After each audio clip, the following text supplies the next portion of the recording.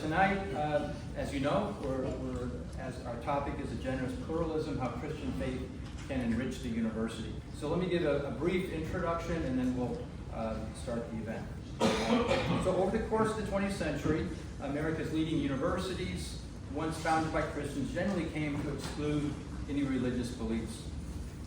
More recently, university cultures have become what one scholar, Mark Knoll, specifically calls an intellectual Wild West in which any point of view is acceptable as long as it doesn't intrude on others. So where does that leave Christians? Do those who embrace faith commitments and believe in objective truth have a legitimate place in the modern academy? And if so, how do they live out their calling as scholars and educators while also respecting the norms of a pluralistic university? Can universities benefit from the work of faithful Christians in their midst? We have two ideally qualified speakers tonight to speak on this topic. George Marsden, he will be embarrassed for me to say this, but he is one of the most important Christian scholars of the past half century, and that's not an exaggeration. He taught at Duke, Calvin University before then, and then is professor emeritus of history at the University of Notre Dame. His books include Fundamentalism, American Culture, that was something I read back in my undergraduate days that started me on my career as an academic. Also, The Soul of the American University, and his biography of Jonathan Edwards won the Bancroft Prize and the Grawemeyer Award in 2004. He also serves on the Academic Advisory Committee here for the center, so I'm grateful for George for making the trek from Grand Rapids here to the other side of the state. And also we have Kristin Collier, who's Associate Professor of Internal Medicine at the University of Michigan School of Medicine. She spoke here at the center last year as well. She directs the medical school program on health, spirituality, and religion. Her academic interests focus on the overlap of spirituality, religion, and medicine. She's published both in several scholarly journals, as well as Notre Dame's Church Life Journal and American Magazine. And concerning our topic tonight, both of them have wrestled with the notion of religious convictions in a pluralistic academy, and at times have encountered opposition in doing so. George's book came out in the mid-90s, The Outrageous Idea of Christian Scholarship. I believe it's coming out with a reprint right now. Is that correct, George? Yeah. Which really explores these ideas of how Christian faith can actually generate and help to inspire excellent scholarship as well. Kristin has been an advocate for medical education that includes the whole person, including the spiritual. They've never met until, I think, 10 minutes ago. So that's part of our philosophy as a center here, bringing good people together and then seeing what happens. And usually good things happen.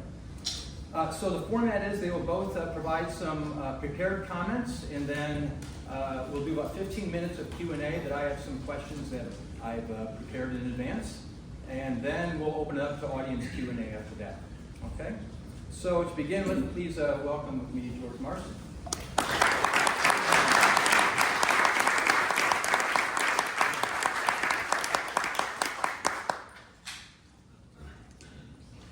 Thank you, Rick. I'm delighted to be here, and I've appreciated Rick's work over the years as one of my students at Notre Dame, and became a good friend, he and Lonnie and their family. So I'm very pleased to be able to be here with you, and let me just say a few things about how I got into this topic, which is the role of Christianity at American universities. The first 20 years of my career, starting in the 1960s, long ago, I taught at Calvin College in Grand Rapids. And at Calvin, the idea of Christian perspectives on learning was and is very highly developed. That came from tradition of university education for Christians in the Netherlands, and I had some very sophisticated colleagues, Alvin Plantinga, Nick Wolterstorff, developed great Christian perspectives in philosophy, and there are lots of other people doing really great things. After about 20 years, I taught for one semester at the University of California at Berkeley, and this is 1986. And that was something completely different. I was just struck by the degree to which Christian perspectives was an alien idea to most of the faculty, particularly younger faculty there. This wasn't something that anyone really had thought much about. And that was particularly striking to me because I realized from historical studies that what became the University of California at Berkeley had originally been a little Presbyterian college that right after the Civil War, it ceded itself to the state of California, but still had Protestant clergy teaching on the faculty. So it was a sort of Presbyterian college, but it was a state university as well. So I became fascinated with the question, how did we get from there to here? And that led to working on a book that became The Soul of the American University, which is a largely historical study of that topic, starting with the colonial era and coming up to the present. At the end of that, and I should say, in that study, the University of Michigan actually played a very prominent role. It was one of the best examples of Christianity in the university. Michigan, before the Civil War, had several Protestant clergymen as presidents, which is typical of the state universities. And their idea of diversity was to have professors from each of the major Protestant denominations. So there would be a Methodist, a Baptist, and a Presbyterian, and that was Michigan diversity. And actually, after the Civil War, there was a formal objection that somebody from Detroit raised about saying, well, what about people in Michigan, citizens of Michigan who are Jews or atheists? Shouldn't they be represented at the university? And the Michigan legislature said, well, still they can promote Christian civilization as long as they don't teach doctrine here. And generally, make a long story short, Christian privilege at universities continued, at least sort of liberal Christianity, into the mid-20th century, until the 1950s. And universities might have like a Christian baccalaureate service, Christian prayers and invocations. It was sort of a Christian atmosphere, not very substantial, but still. So I wrote that history, and then at the end of that history, I wrote what I called a concluding unscientific postscript, in which I made the observation that since the 1960s, there had been a reaction against Christian perspectives, partly because Christianity had been privileged at the expense of other people. Now Christianity, traditional Christianity at least, was not formally excluded, but practically excluded by a lot of people. That postscript got a lot of attention. This was in 1992, I think. The Chronicle of Higher Education ran a front page story about it, and in that story, they quoted a very prominent professor who said that the idea of Christian perspectives in the university is a loony idea. And he said that simply Christianity doesn't meet the standards of empirical evidence that you need for real university inquiry. And there are quite a number of people who were taking that position. So as a response to that, I wrote another little book, The Outrageous Idea of Christian Scholarship, which Rick just mentioned, giving lots of examples of how really good university professors could present Christian perspectives and what that amounted to. And that book now is being updated and coming out. And so what I'm going to to say now in the last 10 minutes or so is my reflections on what has changed in the last, 30 years almost, since that book originally came out in university education. And I think one of the most encouraging things that has changed is that it's somewhat less plausible today to say Christianity just doesn't meet the standards of evidence and empirical standards. That's become more, rather than sort of people saying this is the gold standard of higher education, it's seen more as one sectarian view among many. There are people that still hold such views, but there's so many other views out there that don't have any particular empirical evidence behind them, but are based on one assumption or another, that there's more intellectual room, I think, for really well-done Christian perspectives than there might have been 30 years ago. And so whatever the faults of postmodernism are, and I think there are too many, nonetheless, I think that has sort of cleared the way to say there are all sorts of perspectives that are legitimate within the university. But then you get to what Rick quoted, Mark Miller's observation that he says, except in the hard sciences, it's now the intellectual Wild West. And I think that has both advantages and disadvantages for those of us wishing to develop Christian scholarship. I think the most evident disadvantage is that, as you're well aware, I think mainstream higher education is not a safe place.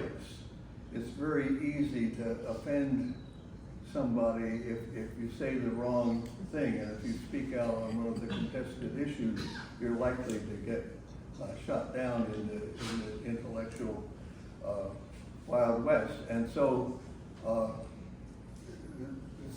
I've read that majorities of students today hesitate to express their views on any controversial topic because they just don't want to get into trouble with their fellow students and be unpopular.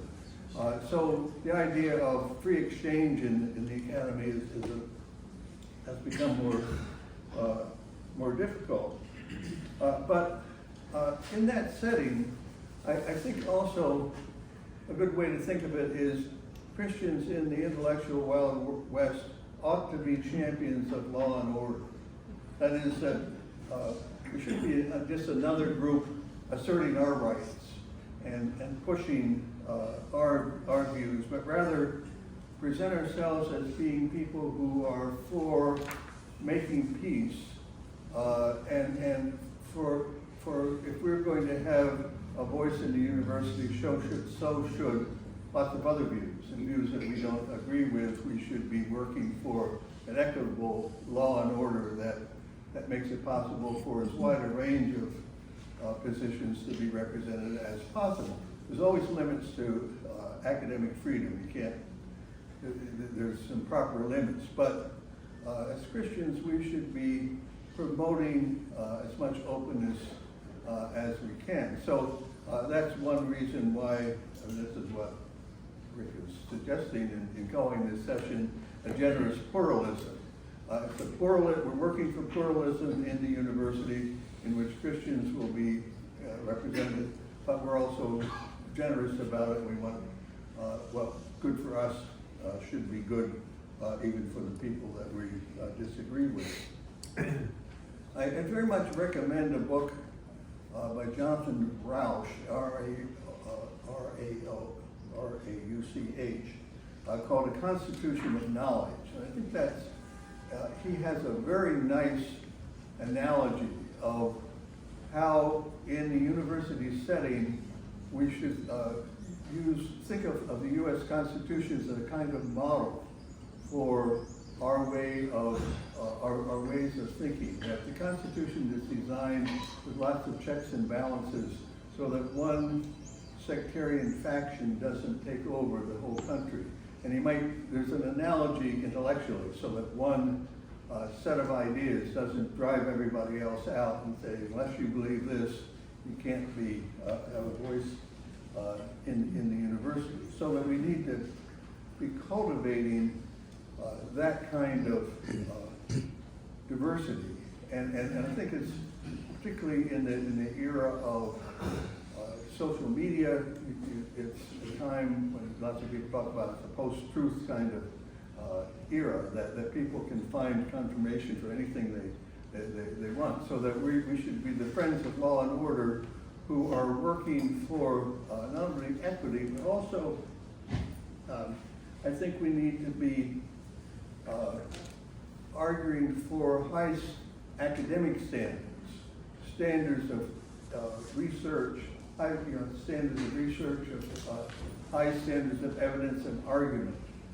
That should be the kind of thing that is seen among Christians. And as the one philosophy colleague I mentioned, Alan Planning, has argued very effectively, Christians can stand up well in the current intellectual study, and that believing in supernatural revelation does not involve forfeiting any of your intellectual duties, so that Christians can be just as rational intellectually as someone who starts with the premise, for instance, that there is no God, or there can be no God, or there is no supernatural.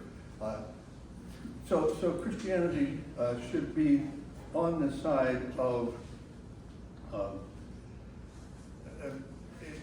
high intellectual standards, and then I think a place like this is an ideal place where people can really explore their faith in relation to the highest standards of the particular discipline that they're in.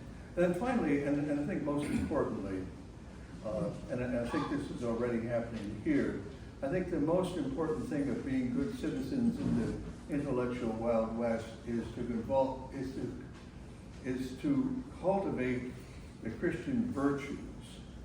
And I think it's just helpful to remind oneself of the fruit of the Spirit, the love, joy, peace, patience, kindness, goodness, faithfulness, gentleness, and self-control. Is that the way Christian people see us in the university? One classic book, now 20 years old, I would recommend is a book by James Hunter, a sociologist, called To Change the World. And what he suggests is what he calls a faithful presence. That the way for Christians to make an impact in the diverse, sometimes hostile, sometimes dangerous university setting is just to be a good, faithful presence, to do what you do well, to do it with virtues and generosity toward people with whom you disagree. If you do your work well, people will respect what you do, or if you're in the arts, if you do that well, that will get attention. And so Christians just need to be good citizens who do their jobs well, and that will be a really strong witness in the university setting. I think it's one principle that we see throughout life is people are often changed more by the character of someone presenting an argument than by the argument itself. And so they're impressed by the character of a community.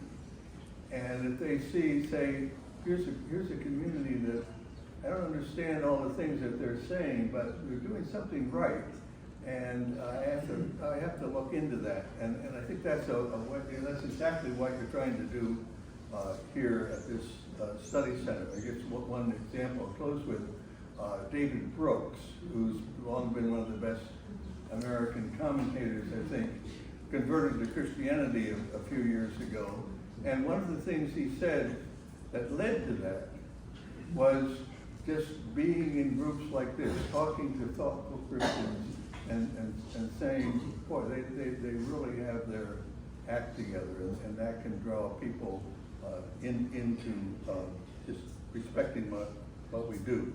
So I'm confident that that's Rick's vision and what the vision here is, and I just ask God's blessing that might continue.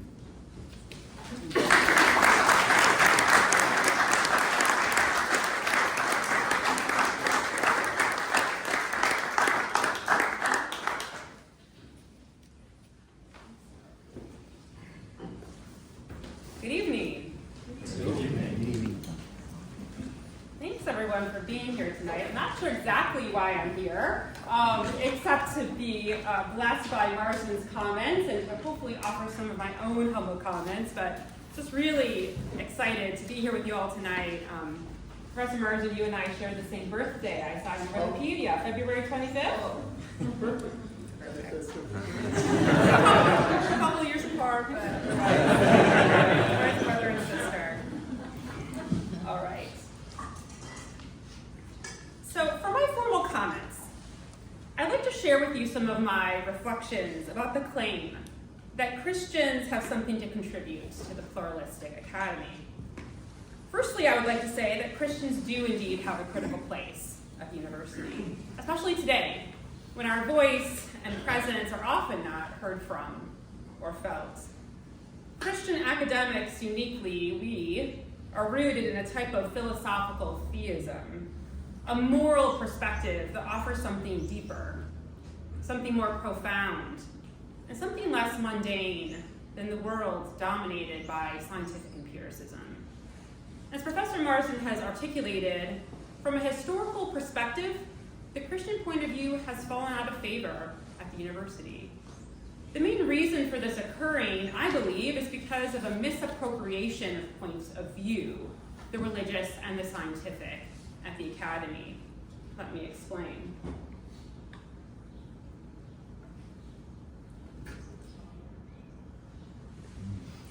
The Bible or Scripture provides a religious point of view that is theistic and non-empirical. Modern science, on the other hand, provides another point of view that is non-theistic and empirical. At the university, these two views of seeing the world, the religious and the scientific, seem to be mutually exclusive, pointing in opposite directions. But I have found in my own work and in my own person that they are actually complementary and necessary, as they are different ways of seeing and describing the same world. Presupposing that Scripture is scientific, or looking at Scripture through a scientific lens, is a major error that has driven a wedge between the Academy of Sciences and the Christian faith. Christians, for the most part, up until the scientific revolution, viewed Scripture largely as ancient Hebrew poetry and narrative, written using symbolic language, metaphors, and analogies to describe in moral, spiritual, and supernatural language the relationships between mankind and the Creator God. The other perspective, the modern scientific, I'll call it, which has largely taken over the modern academy, does not presuppose God as Creator, and instead describes the world in concrete, non-spiritual terms, which requires empirical proof for its conclusions. From these two perspectives, we can generally assert that the theistic Christian point of view is different than the scientific point of view. But what we cannot assert is that these two points of view are mutually exclusive or in conflict with each other at the university. So in my comments, I'm going to be arguing for the benefits of the complementariness of these two views, the scientific and religious, in the university, and integrating both perspectives together under one university is our collective challenge before us. So many scientists, I know many of you here at the university, are also deeply religious people. For example, I'm a Christian physician.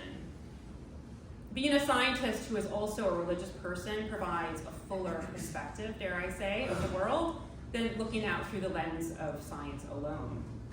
Openly expressing both perspectives at the university is not incoherent, it's not illogical, and these things are not against the goals of the university at all.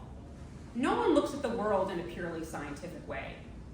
That's not certainly the goal of medicine. I wrote about this in the British Medical Journal this past summer in a piece called, "What is Medicine For?" The piece begins like this. "The Scientist and the Poet" is an essay written by English professor Paul Cantor in the New Atlantis, which draws on tensions between how scientists and poets see the world. He writes, quote, "Poets generally seem to be unsympathetic to science. They question its capacity to tell us the full truth about our world," end quote. So given the proposition that science does not and cannot tell us the full truth about the world, what implication does this shortcoming of science have for the goals of the university in educating persons? This is the idea I wish to briefly explore in my remarks. So let me begin by asking a most basic question to the group. Is there room in this generous pluralism for both the Christian and the scientist in the university today? Given that I'm both in one person, I believe there must be room for both at the university today. Each perspective is essential to the university's dual educational purposes that I've humbly decided are the purposes. First, of explaining the world, that's the first goal, and second, of finding and meaning and purpose within it. The modern university, in focusing on the first goal, has allowed that second goal to become out of focus. Contrary to popular belief, the scientific and the religious are not opposing views of two different worlds, one reality and one fiction, as many at the university have wrongly presupposed due to bad actors. The religious view is also a real point of view, one that's morally rich, even supernatural, but must be seen from a perspective other than science. This religious view, in our case, Christian view, can be an asset to the university, if not misguided. As Professor Marsden has observed in his historical survey of America and Christianity, when we anachronistically read the scriptures from a scientific perspective, we do great harm to the Christian witness. The error of appropriating naturalism to scripture is so common today, and is even committed by some Christians who believe it's their job to make the supernatural scriptures fit with natural science. There's an irony here. In addition, many non-Christians in the academy read the scriptures wrongly through a naturalistic perspective in order to discredit the religious faith. Unfortunately, the history of the university over the past 200-300 years shows that academic departments and disciplines within the university too often misappropriate perspectives in order to mistakenly, or many times willingly, and dare I say maliciously, create conflict and confusion between the disciplines of science and religion. My argument as a Christian who is also a medical scientist at the university is that there is no conflict, nor confusion to be had between science and religion if we do not misappropriate perspectives in an effort to discredit one way over the other. Each perspective is valuable in its own right to the university's goal of collecting of educating whole persons. So thinking of the lovely title that we have, does the Christian religious perspective, or better, do Christian persons, like you and me, enrich the university's perspective academically? I claim unequivocally, yes, we do. And so for the next part of my comments, I'll be arguing that the witness of academic Christian persons enriches university life in these ways. So first, Christians enlarge the moral imagination of the sciences. Second, Christians help provide a comprehensive vision of what a true liberal arts education should be. And third, Christians are a witness to the reality of the Imago Dei, the image of God, as the source of human dignity. So beginning with persons, we must remember that the Christian faith doesn't just float into the milieu of university life like some type of ghost or abstract doctrine. It comes through in an embodied way through persons. And this is precisely where we as Christians have gone wrong in the academy. Christians have literally disintegrated our very personhood. The presence and witness of who we are and what we bring to the university has been largely disintegrated from the cultural imaginary of university life. Christians, rather than hiding, should be a witness to the enrichment of the soil of the academy because we are able to describe the world differently, poetically, spiritually, theistically, morally, and metaphysically. But instead of being this personal witness to a different type of perspective in the academy, we have gone dormant, or worse, have died in the university soil in which we are supposed to enrich. As I wrote about recently in this piece for public discourse titled "The Dark Kenosis of Medical Education," we shouldn't be made to feel like we have to empty ourselves of our Christian commitments to have a place at the university. And if anything, these commitments should be reframed as an asset to the university. So back to our question, what do we have to offer as Christians to the life of the university? Well, the first big thing Christians have to offer to university life is greater moral insight, transcendent virtues, and larger metaphysical fruits from enriched soil, all of which come through seeing the world beyond merely a scientific perspective. Christians have a rich metaphysical lens to offer to the university, one that is cosmic, ancient, moral, theistic, and epic. Modern science, on the other hand, has often a thin metaphysic, one that can be mundane, experimental, and new. Science, therefore, does not have a substantial enough metaphysic to live by, and this is the very problem of the modern university. We know that our human person cannot live by science alone, absent virtue and greater purpose, which science by itself lacks. Christian philosopher Alistair McIntyre has said it this way: before I know what I am to do, I need to know what story or stories I am a part, unquote. We as Christians are grafted into a lovely, beautiful, and cosmic narrative where there are powers of darkness and light, and mankind's at the center of this divine drama. And this great story of which we are a part has both a beginning and an end. I don't mean just a start and a finish. I mean the Christian narrative has both an origin and a goal. And as Christians, we have an epic purpose greater than ourselves, thank God. Purpose found in this metaphysical realm, this beyond science. But many, if not most, of the university disciplines are now taught and presented in a secular way, and therefore don't have a beginning or an end or even a meta-story. They just are. Many university students today just are. They lack participation in a story greater than themselves. I'll remind us, without a beginning and an end, there is no story to be had, and therefore there's no meaning beyond the here and now, the material, and the pragmatic, which perhaps is why many university students and faculty are facing disenchantment today. Philosopher R.J. Snell has written on what happens when we, collectively educators, truncate the view for our students when he said, quote, "As one student complained to me recently, no one in her life, parents, schools, clubs, have given her prescriptions on how to live. No pathways on what a worthwhile life looks like. No traditions on what to do. In consequence of both these first two gaps, an adequate moral language is in short supply. This failure of language, or this paucity of moral categories among the well-educated college student, is noted and documented in the sociological studies of people like Mark Regeneris and Christian Smith," unquote. As Christians, we actually have something valuable to offer university students in their studies as they contemplate the meaning of a worthwhile life.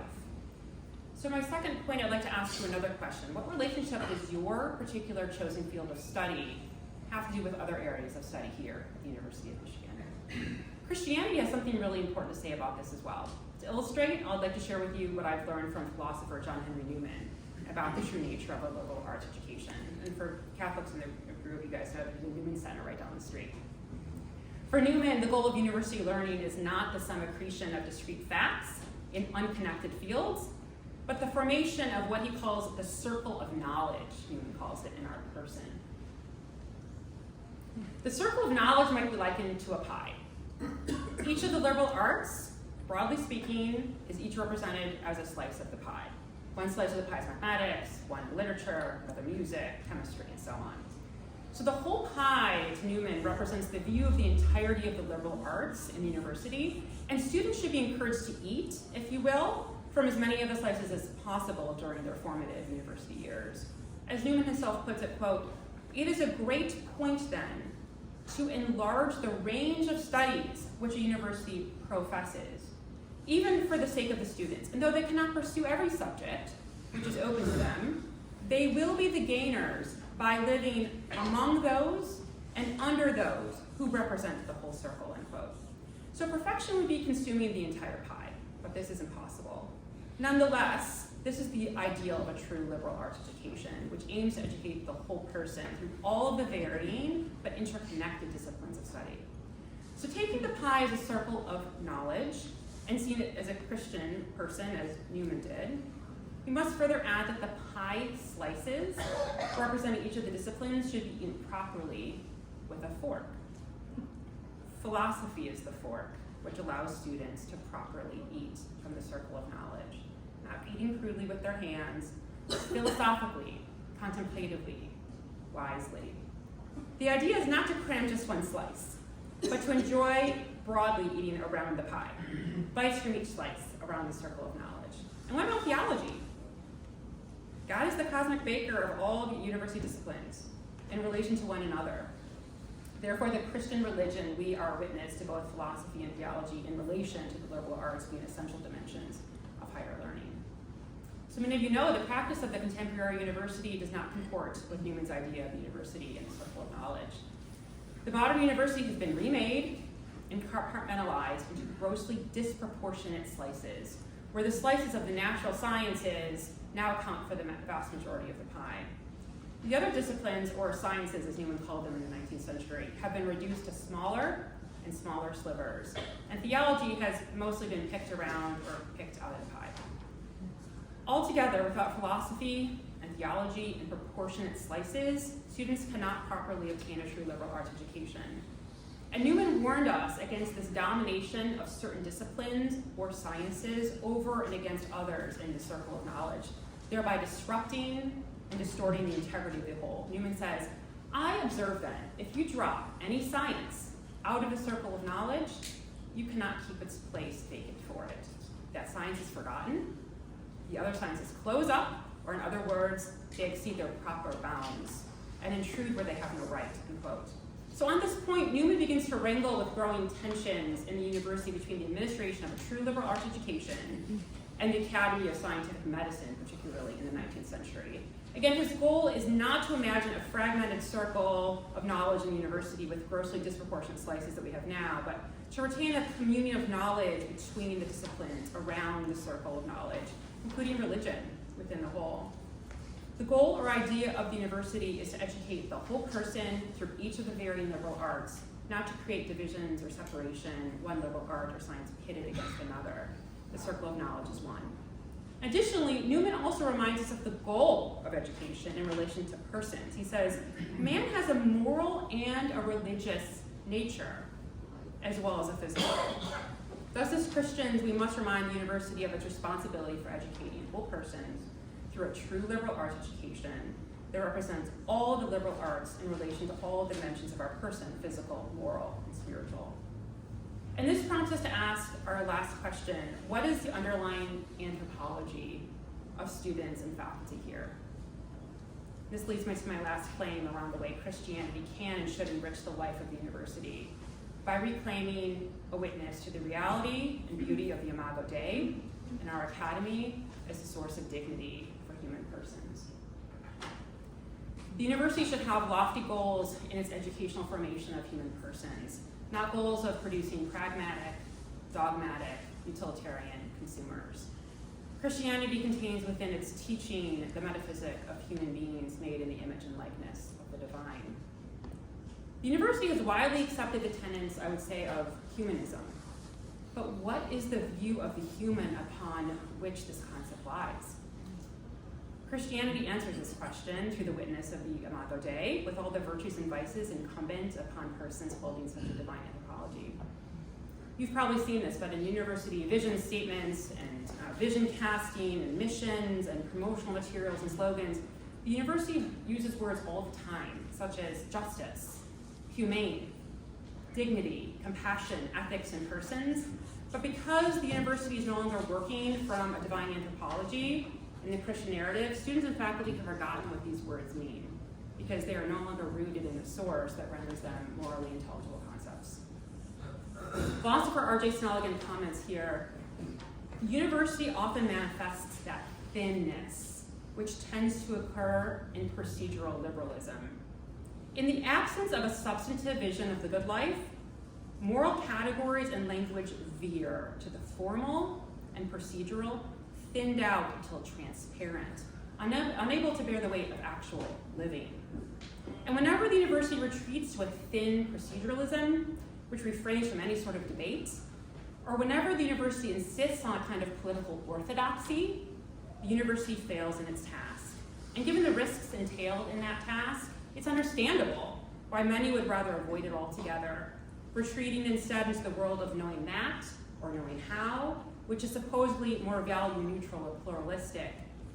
In doing so, however, the university contributes to the student's sense of moral vertigo, of not occupying the space of a tradition, and their education is stifled and truncated. So in the last 2 minutes here, I just would like to provide a degree of particularity about how Christianity has affected my own academic work in person. So sometime around my Christian baptism in 2016, I began to realize I had avoided all of the big metaphysical questions in medicine. Questions such as, what are human persons? What is health?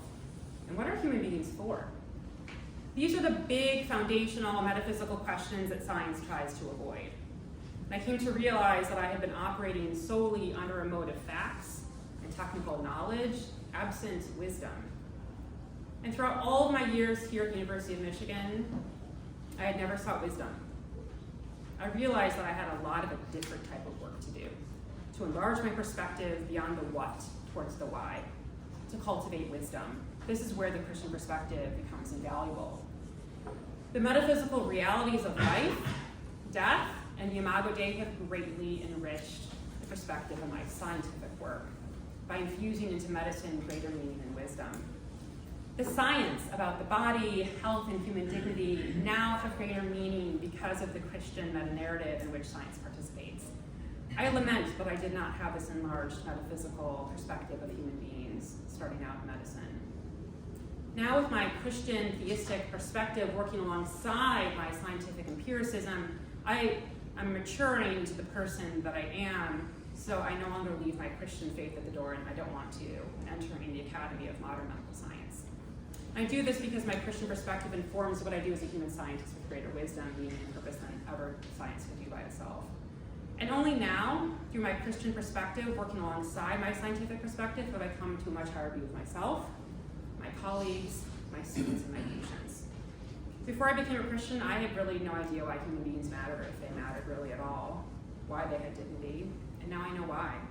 It's all the why questions that I had avoided all those years in the sciences that are coming to me now, which I must learn to answer through broader wisdom by looking beyond the science. And throughout all this, I just want to say I continue to appreciate and recognize everything I've learned through my scientific and technical framework, which remains vitally important for my work as a doctor. I cherish my training, I do. But the educational perspective of science and technology alone, absent a grander meta-narrative in which participate, is not nearly enough to sustain me or my patients facing sickness and death. I now have a greater perspective of the world seen through the love of God to the world in the person of Jesus Christ. And through Christianity, I now have faith, hope, and love manifested in who I am, and I have faith in God, hope in the restoration of the dead, every tear will be wiped away, because God so loved the world that he sent the person of Jesus Christ. Thank you. Let me start with George. You mentioned the fruits of the Spirit and how important it is to manifest those in academia. Are there particular Christian virtues that have been important in your life and career as a scholar that you would point to and give some examples? Well, that's, the first thing that came to mind was humility, but then that's not very humble to mention that. But I do think that's one of them, but also compassion that you're doing, and I think in medicine you're much better done, but what you're doing to help other people. That you're trying to think of what do my students need to know, or what would they benefit from knowing? How can I engage them? So thinking about the other person rather than thinking, how am I going to look in that situation, which is sort of a problem. But that's certainly one of the virtues that, and generosity, I think, particularly as a Christian scholar who has done the history of Christianity, one of my principles has been that we're doing this not to advertise how good we are, but to be self-critical. And there's so many partisan histories that our group is so wonderful or whatever. And I think Christians should be self-critical, and that's a way for us to go. So that's a few that come to mind. Kristin, you used Newman's analogy of the pie and the liberal arts, biting from various parts of the pie. What would you say to a student at a modern university who has, in many cases, is part of this siloed university experience? Maybe they want to get a liberal arts education, but the required courses they have are not encouraging toward that. How can they get a Christian liberal arts education as a modern student? Yeah, I mean, I think of John Henry Newman, how he said something like, students who are at the university without the influence of their, speaking about the role of mentorship and such, without the role of professors impacting their life, it's like living in an Arctic winter. And so having, I think, which I know this is a privileged position to have, but and it's not open to all students, but to try to be as well mentored as possible. Because again, when we think of philosophy, I think sometimes people think of philosophy, which of course it's its own department and its own field, but when Newman thinks about philosophy, he doesn't think of it as one slice of the pie, but actually the lens through which the pie is seen. And so can someone in your life, whether it be your mentor or your academic advisor or your someone as a near peer, someone who can help you think philosophically.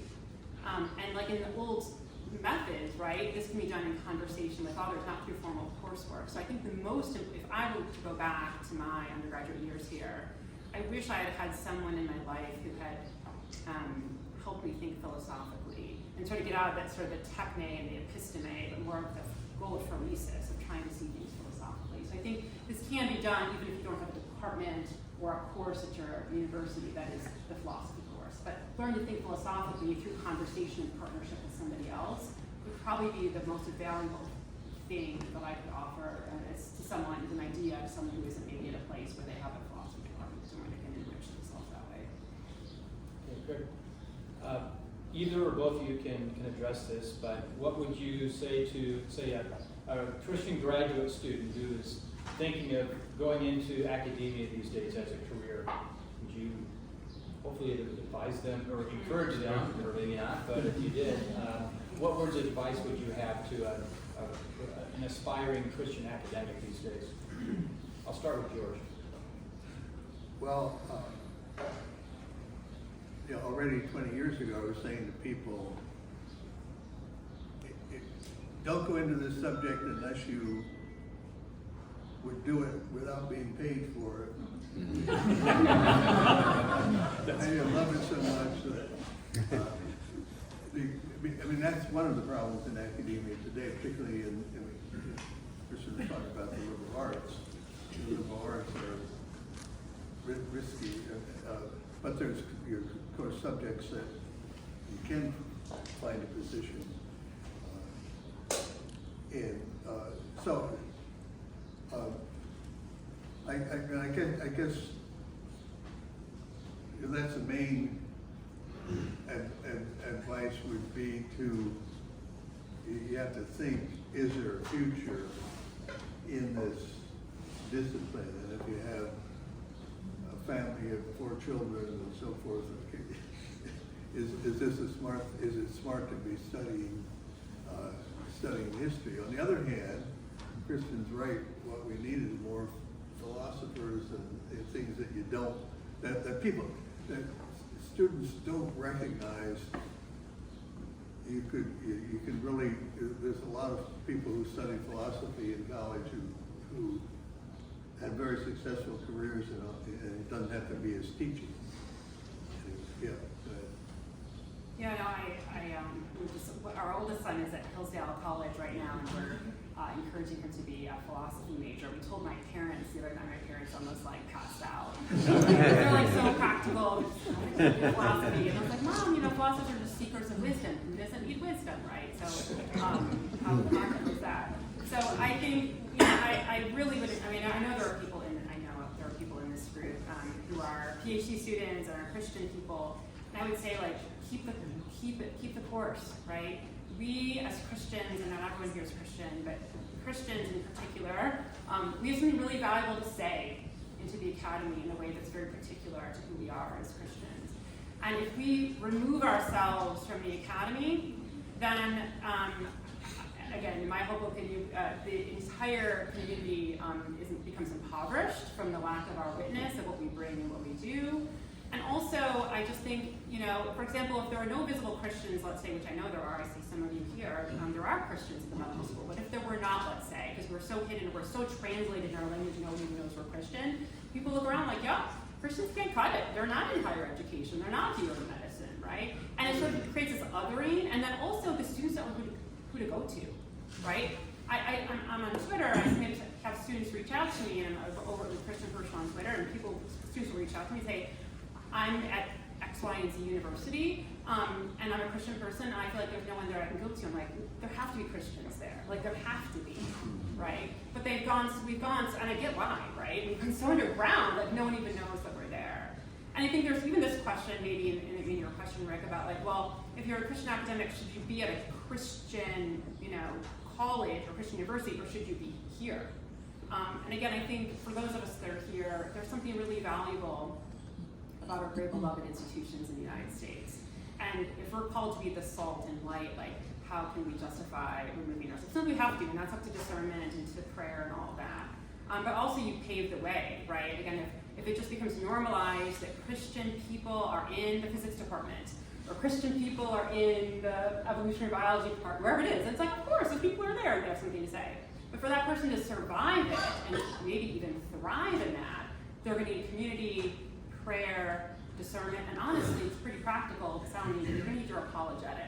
Like, people are going to be like, why do you deserve to bring your faith claims to the conversation here? And again, as Dr. Marsden said, Christians, we have faith claims for sure, but everyone has faith claims. We have faith in the resurrection of bodies, but people have faith in science, faith in politics, faith in progress, faith in faith. Like, everybody has faith claims, all right?